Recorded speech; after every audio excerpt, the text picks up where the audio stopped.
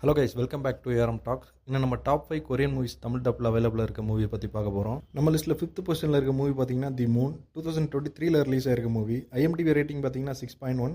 Prime வீடியோஸில் அவைலபிளாக இருக்குது. இது ஒரு சயின்ஸ் ஃபிக்ஷன் கேட்டகரியான மூவி.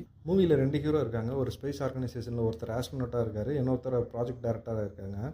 ஸ்டார்டிங் சீனில் கொரியாவோட கவர்மெண்ட் ஒரு ஸ்பேஸ் கிராஃப்ட் ரெடி பண்ணுறாங்க. இதுக்கப்புறம் நிலாவில் 2வது ஆளாக நாம தான் கால் வைக்க போகிறோம்னு சொல்லிட்டு ஒரு டீம் அமைச்சு வைக்கிறாங்க. பட் ஸ்பேஸ் கிராஃப்ட் கிளம்பி கொஞ்ச நேரத்துலேயே அது வெடித்து செதறிடுது. இதுக்கப்புறமும் கடின முயற்சியோட பல வருஷமாக போராடி 5 வருஷம் கழித்து மறுபடியும் ஒரு ஸ்பேஸ் கிராஃப்டை ரெடி பண்ணுறாங்க. அதில் 3 பேரோட அந்த ஸ்பேஸ் கிராஃப்ட் பூமியிலேருந்து நிலவுக்கு சக்ஸஸ்ஃபுல்லாக லான்ச் பண்ணிடுறாங்க. இதில் நம்ம ஹீரோவும் இருக்கார். அது ஸ்பேஸை ரீச் ஆனோட அதில் ஒரு சின்ன தொழில்நுட்ப கோளாறு ஏற்படுது. இதில் 2 பேர் இறந்து போயிடுறாங்க. ஹீரோ மட்டும் உயிரோட இருக்கார். இதுக்கப்புறம் கொரியாவோட கவர்மெண்ட் ரிட்டன் அவங்களுக்கு அவர் பூமிக்கு வர சொல்கிறாங்க. பட் ஹீரோ அதுக்கு ஒத்துக்க மாட்டேங்கிறாரு. இதுக்கு முன்னாடி டிஸ்ட்ராய் ஆன ஸ்பேஸ் கிராஃப்டில் ஹீரோவோட அப்பா தான் இருந்திருப்பாரு. இதனால் நம்ம ஹீரோவோட அப்பாவால் முடியாத நான் முடிச்சு காட்டி தான் வருவேன்ட்டு அவங்க கவர்மெண்ட் கிட்ட சொல்கிறாரு. ஹீரோவோட கவர்மெண்ட் இதுக்கப்புறம் வேறு வழி இல்லாமல் சரி இவ்வளோ செலவு பண்ணிட்டோம், இதுக்கப்புறம் எப்படியாச்சும் சக்ஸஸ் பண்ணுன்ட்டு இவரை கண்டினியூ பண்ண சொல்கிறாங்க.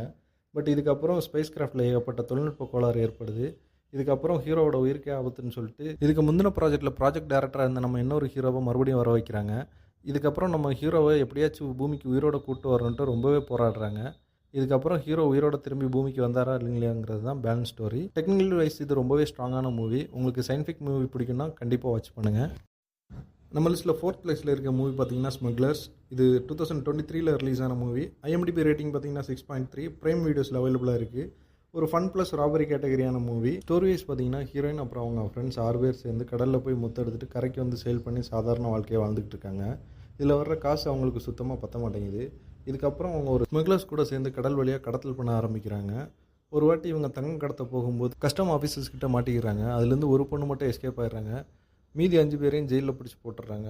இதுக்கப்புறம் ரொம்ப நாள் கழித்து மறுபடியும் வெளியே வந்து நார்மல் லைஃப்பை வாழ்ந்துக்கிட்டு இருக்காங்க. அப்புறம் ஹீரோயின் போலீஸ் கூட சேர்ந்து இவங்களை யார் மாட்டி விட்டாங்கிறத கண்டுபிடிக்கிறதுக்காக மறுபடியும் இந்த ஸ்மக்லிங் டீம் கூட போகிறாங்க. அதுக்கப்புறம் கதையில் சில பல ட்விஸ்ட்டுகளோட இவங்க கண்டுபிடிச்சாங்களா இல்லையா, அவங்களை எப்படி ரிவெஞ்ச் எடுக்கிறாங்க தான் பேலன்ஸ் ஸ்டோரி. உங்களுக்கு ஃபன்னாக ஒரு ராபரி கேட்டகரியான மூவி பார்க்கணுன்னா இந்த மூவியை பாருங்கள்.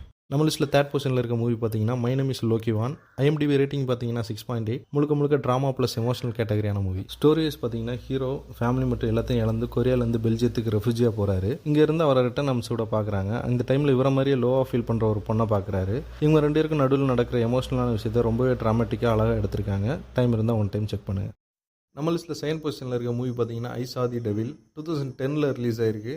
IMDb ரேட்டிங் பார்த்தீங்கன்னா 7.8. பிரைம் வீடியோவில் அவைலபிளாக இருக்குது.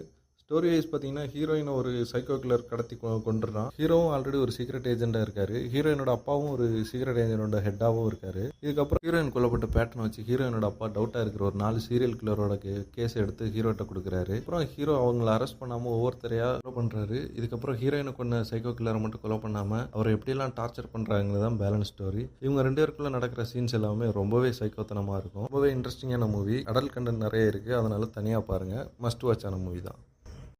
நம்ம லிஸ்ட்டில் 1st பொசிஷனில் இருக்க மூவி பார்த்தீங்கன்னா ஓல்டு பாய். 2003 ரிலீஸ் ஆயிருக்கு.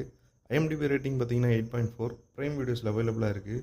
ஸ்டோரி என்னன்னு பார்த்தீங்கன்னா ஒரு சாதாரண லைஃப் வாழ்ந்துட்டு இருக்க நம்ம ஹீரோவை கடத்தி கொண்டு போய் 15 வருஷமாக ஒரு ரூமில் அடைச்சி வச்சிடுறாங்க.